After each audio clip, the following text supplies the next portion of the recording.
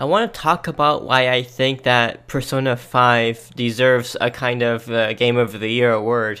So I was doing like a little bit of research into, Game of the Year awards, and I found out it's a phrase that a lot of different companies, reviewers and such, they like to use the term Game of the Year. And there's a whole bunch of different Game of the Year awards going on. Some of them have already been decided, and some of them are coming up in the next few weeks. A lot of them have picked Super Mario Odyssey as one of the games of the year. Like, I see that being chosen a lot, actually, by a lot of magazines and reviewers. But in this video, I want to tell you why I think that Persona 5 deserves at least one Game of the Year award. I'm going to talk about why I like Persona 5 so much as a game, and why it's one of the most revolutionary games I've played in a long time. Now, it's not a perfect game, but it's a really good game, and I think that it deserves a bit of recognition. So Persona 5, it used to be a spin-off of the SMT, the Shin Megami Tensei series. I'll just call it SMT in this video. It was a spin-off, but it's a weird story to explain. It's like now it's their Atlas's it's like the mainline game now. And in fact, it's like they took elements from SMT and then put it into this Persona 5 game. Persona 5, it's like an SMT is pretty much a game where you recruit these angels and demons, and you recruit them and you use them. Your character has and their special. I know it's so weird to explain. Your character has these special powers. You recruit these demons or angels or whatever creatures, almost like a Pokemon game for adults. People say that a Pokemon was so revolutionary and people copy Pokemon, but I think in this case SMT is actually a little bit older than Pokemon. And yeah, and then the storylines of these Persona and SMT games, they're really difficult to explain, but you basically go on a path and you recruit these creatures and you choose a path. You can either be chaotic, lawful, or neutral. And it really depends. Persona games are a spin-off of the SMT series, so they don't really have these traditional paths. Instead, you're just forced onto a narrative-based story. Persona 5 is really interesting because the Persona franchise, you can divide Persona into Persona 1 and 2, and you divide it into 3, 4, and 5. I say this because the first two games are much older and they're very difficult. Persona 3 is almost like, I wouldn't call it a reboot, but it's where the series changed a lot. And it actually started becoming really popular to the point where they even have kind of surpassed the popularity of the traditional SMT games. Persona is characterized, the newer ones, they're characterized by making relationships with various friends, right? So they kind of have this real-life aspect, and then you have the dungeon crawling aspect of the game as well, where you go through these randomly generated dungeons. Well, in the old games, they used to be randomly generated. Now now they actually created handcrafted dungeons in Persona 5, but in the old games 3 and 4, it used to be random floors, and then every once in a while you get a unique floor, but then after that it'll be random again. And yeah, they're characterized by, both of these elements, the real life and then the dungeon crawler. Like, the dungeon crawler aspects is like recruiting the creatures, using your creatures to help you in battle, fighting bosses, and unlocking new items, weapons, all of this stuff. So, why do I really think that Persona 5 is so amazing? To actually start off with, it's such a lengthy game. You're getting a lot for your money, and I don't think it's repetitive either. See, Persona 3 and 4, they had randomly generated dungeons, like the floors were all random, like a traditional dungeon crawler would be. But in Persona 5, all the dungeons are handcrafted, and then you have unique dialogue throughout these handcrafted dungeons. It's really amazing, and yet it's still a long game. Like, it can take you easily over 80 hours. I spent 100 hours just to get through the storyline. Now, it's worth mentioning that, see, there's a real-life aspect and the dungeon crawling aspect, so this means that you will naturally have to do side quests, which is the real life aspect of the when I say real life aspect, I mean, like, you know how your character has is when your character is not in the dungeons fighting monsters and stuff. Your character has the real life. You know, they go to school, they make friendships, relationships, they go dating, they go to restaurants, all of this stuff. That's what I mean by real life. Don't worry, you don't have to do anything with actual real life if you're not familiar with the series. But these real life aspects, you can kind of say that Persona, to beat a Persona game, you're mixing side quests with the main storyline. You can't really do the main story without doing the side quests. But the good news is that these side quests, these relationships with your friends, it's all unique, you know, it's all handcrafted. There's other side quests in the game where you can actually, take contracts to defeat certain number of enemies or collect items. That's the repetitive stuff. You don't have to do that. But all of the stuff like making relationships and stuff, it's all unique. I mean, if you play the game again, you'll have to do that all over again. Now, the later games in Persona, you can easily skip these sections. Like, you can fast forward them, so it's fine. And in newer games, you can skip cutscenes really easily. It's really relaxing and easy. And yeah, it sounds weird because Persona uses a calendar system. You have to go through a school year, and you actually have to play each individual day. Now, some days might be skipped for not holidays, but like because of plot events. I'm not spoiling anything. And then some days will be skipped, but overall you'll actually have to play the game for like so many days. And the days are characterized by, are you going to go to school this day? What do you do in school? Are you going to hang out with a friend after school? Are you going to explore a dungeon in the evening? This is what makes Persona a really unique kind of game. Now, it's not new. Like, they've been doing it since the third game. The third game was what made these big changes to the Persona series. But what's amazing is that Persona 5 is so long, and I would say that over so many years of playing games, it's the longest game I've ever played. I can't think of any, even PS1 games that were really long, like the original Grandia, for example. Even that didn't take so long. Even like in the old days, you used to have bonus dungeons and stuff, and you know, now they sell it as DLC. Now you gotta pay extra money for that stuff, but in the old days, you used to get these bonus dungeons like in the game for free. And even when you go through these bonus dungeons, like, and all of the gameplay, I've never seen, like, to get a game to go from their start menu to the credits, none of the games I've played have taken me so long as Persona 5. It's pretty amazing. And Persona 5 isn't like a game where it's artificially repetitive and stuff. No, it's all handcrafted, unique cutscenes, unique voice acting. Persona 5 is really good in the sense that a lot of it is voice acted. I mean, of course, the relationships on the side, they're not voice acted. Only the how should I say, when you meet a new character and when you finish with a character, are their relationship scenes voiced. And all of the main story cutscenes are voiced, of course, but compared to the older games, yeah, this has a lot of voice acting. It's amazing if you counted how many lines are in this game. But yeah, I've never seen any game as long. In fact, the only other game next to Persona 5 is probably Persona 3, which took me 80 hours. Persona 5 took 100 hours. Like, I'm thinking Grandia, like, that took me, like, 60 to 80 hours. Like, it wasn't this long. It's amazing. You're actually getting a bang for your buck. You might be sad if you have a busy life, but the thing is, you can actually play for a couple of hours each day, or even just a couple hours each week. And you will have, and you can do this for a couple of months, and it'll be really amazing. Like the journey you go through, it's kind of nice to do that. With Persona 5, I had a lot of time, but with Persona 3, that's when I had a really on-call kind of job. So it took me so long to beat Persona 3, but it was still amazing throughout. It wasn't like repetitive. No, I enjoyed a lot of it.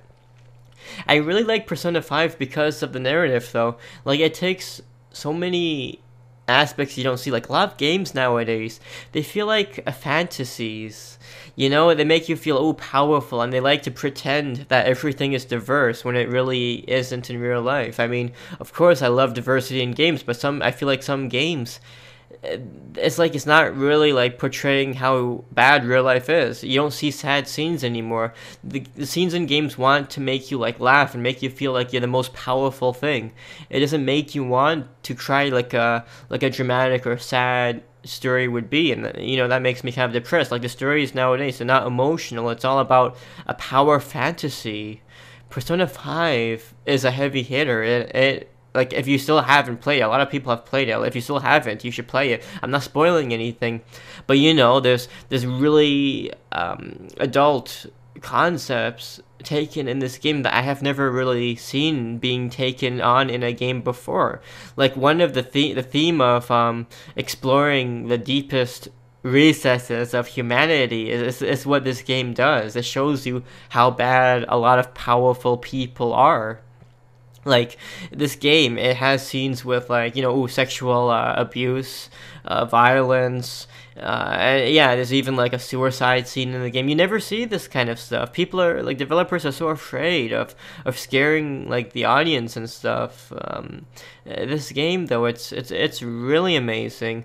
You remember, like, the only last time I saw like such an emotional scene, and maybe this will sound kind of cheesy, was for Final Fantasy VII, which, spoilers for that game, the Aerith or Aerith, however you want to pronounce her names, her death. That was like really sad, and that only happened because I think it was Sakaguchi, one of the creators of the franchise of Final Fantasy.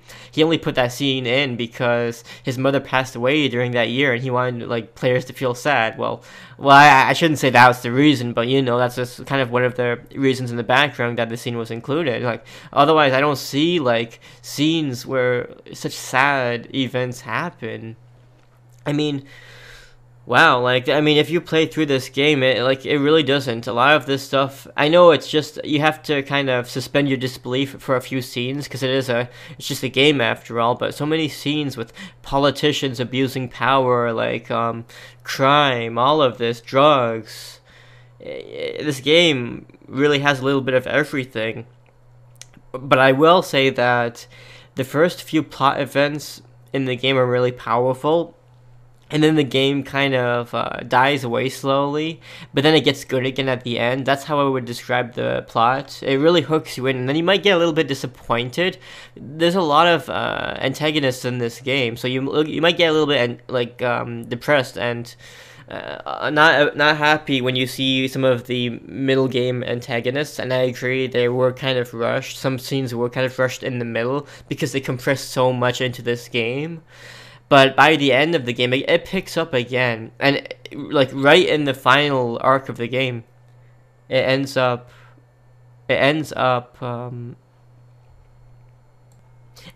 turning just like an SMT game.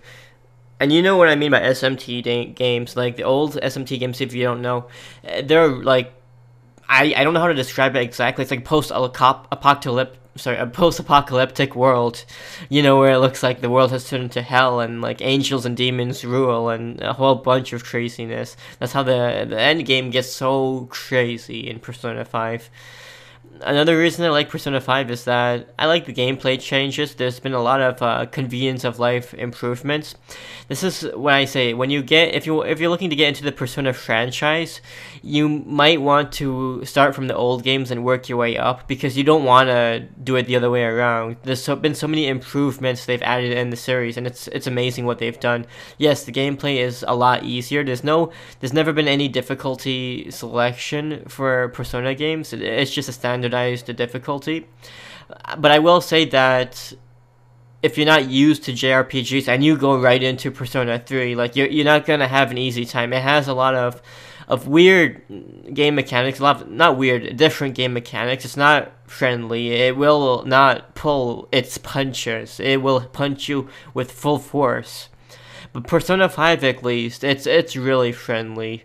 Yeah, you will still get a few what you might call cheap deaths. Well, it's like when you die in Persona if your main character dies. In other games, you need the whole party to die, but in this case, even if you have a whole bunch of revival items and whatnot, if your main character dies, that's it. You get game over and you have to go to the last checkpoint. Now, in the old games, they would force you all the way back to your previous save.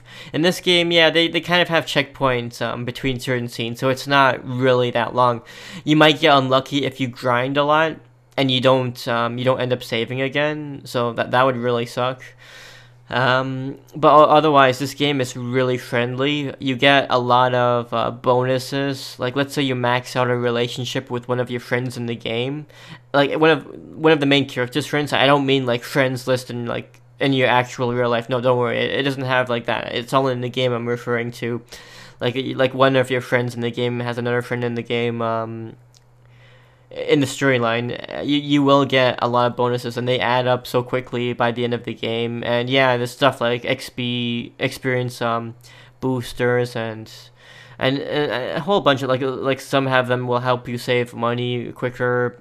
There's lots of skills in the game. You can steal from the enemies. There's so much you can do. And in Persona 5, yeah, if you're having difficulty, you just have to look up a few tips online, and you can find a lot of ways to exploit the game. I know I don't blame the game for doing this, but it just has so many improvements. You can pick. Now, I shouldn't complain about that, but you can pick whatever skills you want when you're creating your persona. Basically, you have these creatures that you can recruit. Now, see, this is actually a new element from Persona, and this is one of the ways Persona copied SMT. It's because in the old games, and this is one of the things I hated about the old Persona games, which I love about Persona 5, is that in Persona 3 and 4, you would just be fighting... You wouldn't have proper generic enemies. You would have generic enemies that look like, oh, a table, lampshade, desks, maybe a wrestler once in a while, but like most of the generic enemies were really shitty designed, and you can kind of tell that.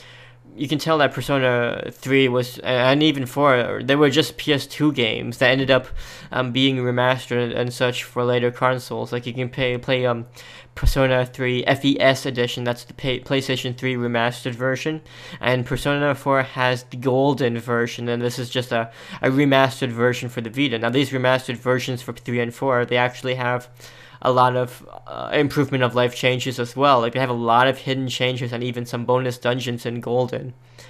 But these old games, yeah, they're just not that good. You have to know what you're getting into. So one of the things is that sometimes if you do not protect against certain elements like light and darkness, you will get instantly killed. Like I think this has changed in the most latest game in Persona 5, which is another convenience. But in the old games, light and dark elements would only do instant death. Like you couldn't do like 100 points of damage. No, it would be instant death if you got struck with a light spell or a dark spell.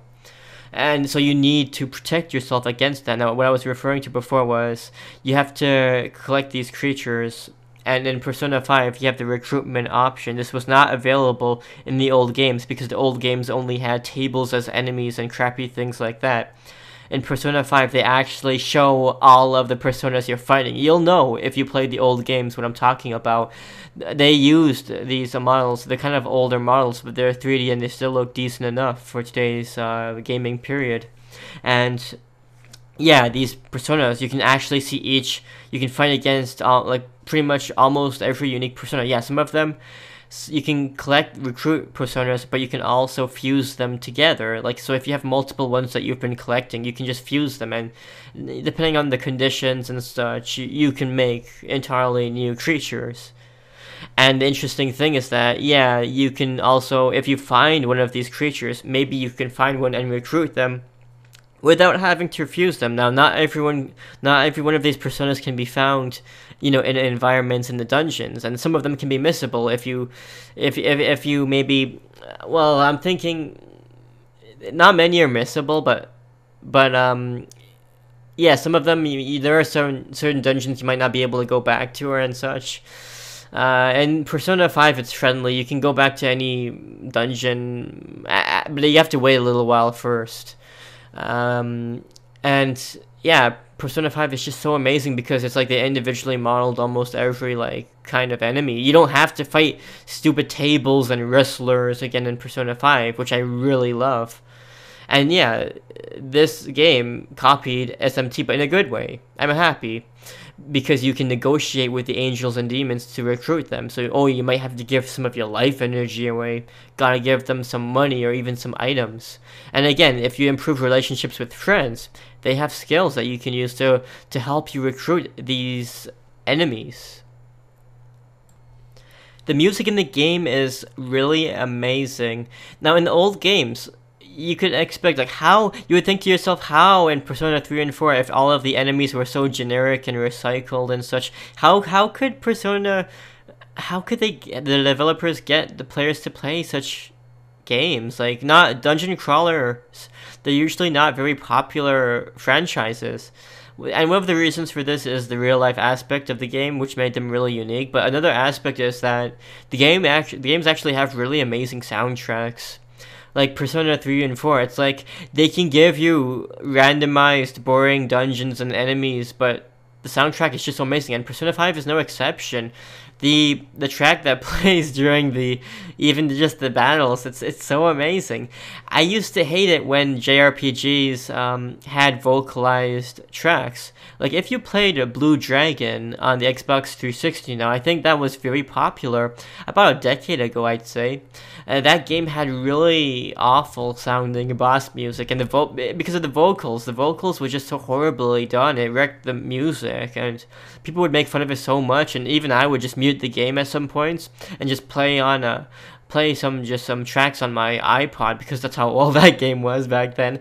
But don't worry, Persona 5 actually has an amazing soundtrack. I don't know if you're playing it during Thanksgiving, you might not want to play it too loud because your family will start giving you dirty looks. I know that happened to me once, but it has a really good soundtrack, I'd say. And it became so many memes. The UI of the game, it looks so complex and such, but it's easy once you get into it. And the UI, it looks, now everyone is scared of making good UIs. When I say UI, I mean user interface. Menus to customize your character, to get new equipment, to change the settings for your game. All of this, that's in the UI, the menu. This game took a risk and made really stylized menus, and you never see this. Some of the reasons that the game developers don't like to make stylized menus is that sometimes it becomes kind of a bitch to translate. Game developers, they need to make sure the menus are just systematic so that they can translate it to all languages and such. And I'm not sure how this is gonna work. I don't know what the different languages for the game looks like, because see, the thing is, Atlas kind of early on when the game released, Atlas kind of had these they were very strict about you putting videos of the game online. So Persona 5, even though it's so popular, it kind of has a lower number of videos online than you would expect a game of this popularity to have. Now, since then, they've kind of removed their restrictions, especially on Atlas and their new games like Danganronpa. They completely removed the restrictions on streaming and uploading videos of the gameplay footage, which I'm really happy that they did. They removed all of that. But yeah, because of that, you just don't see, because the thing is, you have to strike when the iron is hot. People don't want to make videos on such an old game. Even I was kind of reluctant to make this video, but I decided to because I never reviewed it. I never looked at Persona 5. I never told anyone how good the game is through a video. The reason for that was because of how strict their guidelines was. But, since they've been a lot easier nowadays, I've decided to make this one. But so I don't know. This is why a lot of people, they don't want to make complicated menus. Like, look at these interfaces, the menus. They hypnotize people. I used to actually play this, and I would have people coming into friends coming over, and sometimes once in a while I just play the game and stuff, and they'd be hypnotized by the main menu. When he says, "Don't look at me," this menu, it hypnotizes people. It catches people's attention. They're like, "What's that? I want to play that." It's it's so amazing. And they put a lot of effort into the art style, and that's what they've done a little bit in Persona 3, but especially in Persona 4 Golden. They really put a lot of work into making the game stylish, and not in a flamboyant way even. No, it's not like a JoJo or anything, though JoJo is a really good franchise, so don't worry. I'm not dissing JoJo. JoJo is amazing. But sometimes there's a connotation when you make the games too stylish. People don't want to, they get kind of uncomfortable if a game gets too stylish. But this game, wow, this game is amazing. It's I don't know how to explain it. It's like OG, it's baller, it's amazing. They put so much touch-ups, and you don't see it. Even the dialogue boxes, everything, it's not intrusive, it's still easy to read. I've talked to people with bad eyesight. Even my eyesight's not the best, and And people love the interfaces of the game. Like it's so much detail. And you need help in anything, you can easily check your objectives. You'll never get lost in this game. You'll never have to wonder where to go. Yeah, there's uniquely crafted dungeons. Maybe a puzzle once in a while will get you if you're too tired, you don't know what to do. But honestly, most of the dungeons, the puzzles are very reasonable. It's easy enough if you spend enough time. And the game is just so forgiving. They give you deadlines for you to complete dungeons, and they're not strict at all. You can either choose to do a dungeon in one go, and you'd only want to do that if you've played the old games and you know what you're doing, or you can just do dungeons over multiple days. See, the thing is, people get stressed over Persona because of they want to max out all of the relationships so quickly, and I think that no, you should do a blind playthrough of the game first. And you should do, especially with this new game, it's so convenient. You can fast forward through so many scenes. Now, yeah, fast forwarding will still take time. It only saves so much time because there's so many cutscenes in the game. Fast forwarding can only save so much time, but still, I did 2 playthroughs of the game because of how much I loved it, and I maxed out my relationships on my second playthrough, and I did all the extra side quests on the second playthrough, and it was really fast. Like no, it would not, like, the second game, you can turn it in from 100 hours to only 10 hours, and that's actually amazing in itself, you know? Maybe not 10, maybe 20 hours if you skip all of the cutscenes, and you carry over some of your stats and stuff. And the thing is with this game is that you do have to start the relationships from scratch again, but you can carry over, I remember you can carry over your memory book. They call it the compendium, where it has a list of all of the monsters, enemies that you've recruited and fused. So you can, once you have enough money in the game, you can pay a certain amount and instantly get that creature again, so you don't have to do that recruiting all over again. It's just the relationships. But the thing is, you can do most of the relationships much more early on, because you're see, it's kind of complicated to explain, but you have certain character stats, not like the numerical strength and stuff. No, not that. I mean courage and bravery. I forget what it was. Intelligence is one of them. Stuff like that. And you need to be courageous to get certain relationships, but if you carry that over into the new game, you can instantly do that. So it's a lot easier. You have a lot more free time if you're on New Game Plus. You can easily max out the relationships in the second playthrough without a guide. To do that on the first game, the playthrough though, like if you want to max out at your stats and everything in your first playthrough, then you need a guide. Then it gets too stressful. Wouldn't recommend that. But yeah, I think Persona 5 is just so damn unique. You know, it's not open world BS. It does have DLC. You know how you have monsters you can recruit? Yes, some of them are only through DLC, unfortunately. I ignored that completely and just stuck to the main game, and it was more than fulfilling. I did not spend any money on the costumes and stuff.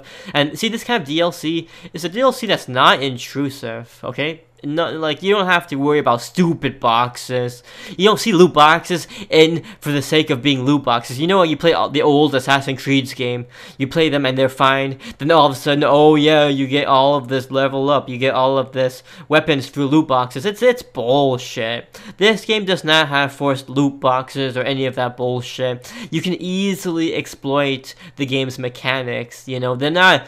You know, in other games, if they have a glitch for you to get more money, even if it's a single player game like this, you know, they'll quickly patch it out. You know, they don't want you. They want, oh, well, you know, there might be someone who struggles getting money and will pay real life money to get the in-game currency. So even for a single player game, they'll patch out exploits. You don't have to worry about that kind of bull with this game, you know. They left everything as the game is easily exploitable. Everything is easily attainable. You don't even have to grind. You get so many benefits to the relationships. Oh my goodness.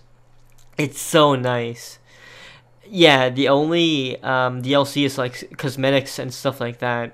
And yeah, and I think that's a non-intrusive way for these developers, publishers, whatnot, to get some extra money, you know. And it's not like stupid open world this and that. No, no, you don't have to worry about any of that, which is why I like Persona 5 so much. It had such a long development time. I used to think it was in development hell for a while, because if you look at it, the old Persona games were kind of cheaply made, 3 and 4, and they actually had pretty much a yearly release, which is, you know, you don't see that nowadays. And there was a big gap between 4 and 5, between even Golden and Persona 5. In fact, Persona 4 Golden it kind of seemed like a test for them to see if they wanted to go through with Persona 5, see if they could get enough sales, see if there was enough interest in the game series. And yeah, there was. It looks like the game did pretty well as well, so I'm happy. But I really do think that Persona 5 is just so damn unique.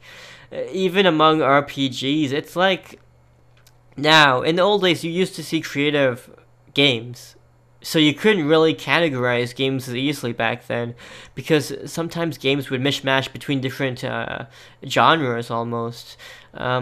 Persona 5 honestly seems like a genre on its own. It's like Disgaea. You know Disgaea? I don't mean it's similar gameplay wise. No, I mean it's like Disgaea. Disgaea is like the only SRPG, the big SRPG nowadays. Disgaea is the only game where you can max out stats to such astronomical levels. It's like the only one. Well, I categorize Persona 3, 4, 5 as something on their own, and you don't see that.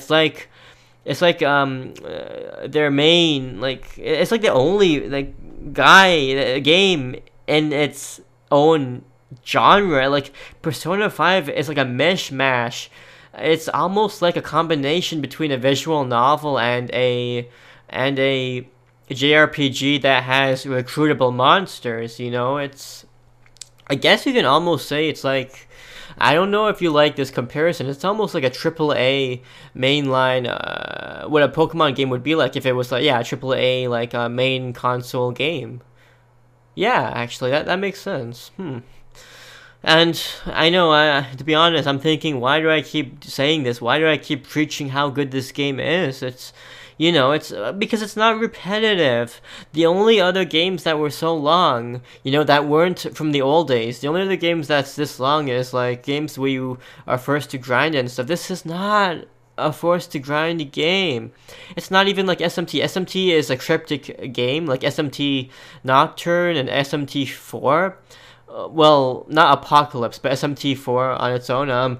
They were kind of cryptic games. Nocturne, especially, they don't have cutscenes or a narrative like this game. Nocturne, SMT3 Nocturne, is a game where it's primarily a dungeon crawler with a couple of cutscenes in between, mostly at the beginning and end. And the ending is just like a 2 or 3 minute cutscene. Like, it doesn't really have a good plot on its own, I would argue. It's very cryptic and you really have to read between the lines. Persona 3, 4, 5, it's not like that. It's like so many movies, so many beautifully animated scenes between. It's amazing. You don't see this kind of elbow grease anymore, and I'm surprised. I'm just so surprised. Only other people who've done things like this is CD Projekt Red with the Witcher series. Like, this stuff, it's a breath of fresh air, okay? It's rare nowadays. As an old timer, I've seen lots of low budget games from the old days, and yes, you had lots of stinkers back in the old days as well. But in the old days, you could generally get more for your buck, especially with RPGs back then, especially with the old, before Square Enix got merged, back when the days of Squaresoft.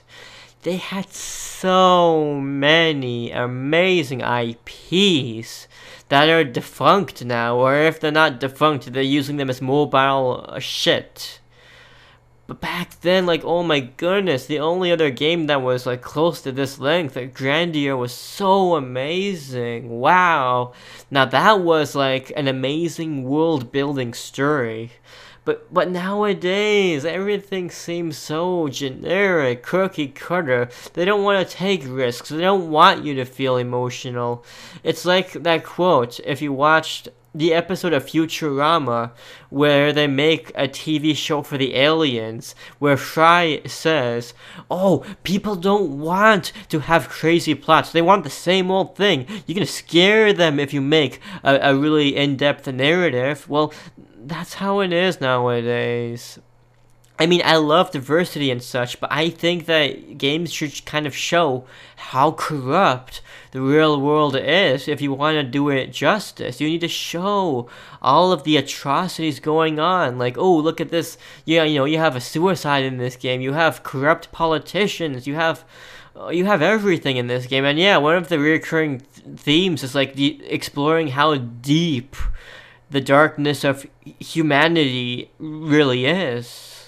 It's this game, everything about it, I can barely find any faults, and I'm a guy who actually got into Persona from Persona 3, and I played Nocturne before that. I got into Persona 3. I didn't like it at first that much. I liked it as I got into it, but I could criticize the game a lot because of the old elements, which was normal back then.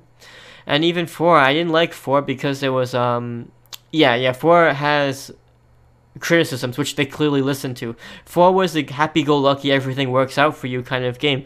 Oh, you're this hot-shot guy. You're Chad. Well, I guess his name was actually Yu Narukami, I think, or something like that. That's his canonical name. He instantly gets all the women. Everyone loves him. Everything works out perfectly. I'll spoil Persona 4. You should have played that beforehand, well, actually, no. I was gonna spoil it. I'm not gonna actually. But basically, late in development of Persona 4, one of the characters one of the big characters was supposed to be the killer, and they changed the last minute.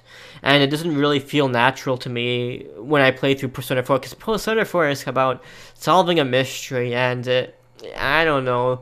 You can kind of see that they made some big changes and they didn't properly made it, and they pretty much put all of the murders on one person at near the end of the game, and it wasn't how the game was supposed to be. It was clearly supposed to be like a good guy who went psycho and ended up like doing these kind of serial killings. But enough about that. I like how the issues from Persona 4, like the issues of it, everything working out, everything being happy-go-lucky, sunshine, it's balanced in Persona 5. Persona 3 might have been too dark. Persona 4 was too happy. Persona 5 is the magical yen balance. It strikes the perfect kind of balance. It shows you the good parts of life, and it's not afraid to show you the bad parts of life either, okay? It gives you the balance, the best you could hope for. Same with the difficulty in the game. Not too easy, not too hard. It's a balance. Some parts are really difficult, Some parts caught me off guard. It's not unforgiving. You gotta be careful in some of the situations, but it's fair. It's reasonable, it's fair, okay? It's not repetitive. It has so much unique content. They put so much work into this game. I'm telling everyone out there, if you can do anything to it, I don't know if you can vote, or even if a big guy from a reviewer reads this, Persona 5 deserves some Game of the Year nominations. It would be the epiphany of this service if you do not. If it's good that it's been nominated, but if you do not give this game a few Game of the Year awards, that would be the worst thing ever. So that would be the biggest disservice in the video games industry ever. Persona 5 is the best game I've played of 2017, and 2017 is not finished, I'll tell you. It's the best game I've played. And it probably is the best game all decade. Since 2000, Persona 5 is the best game. Yes, it has faults, but Damn, was it an amazing experience. I've never seen anything like it. Amazing, amazing, amazing. If you like the content within this video, please consider giving it a like. Also, please consider subscribing to my channel so that you can be the first to receive all of my latest updates.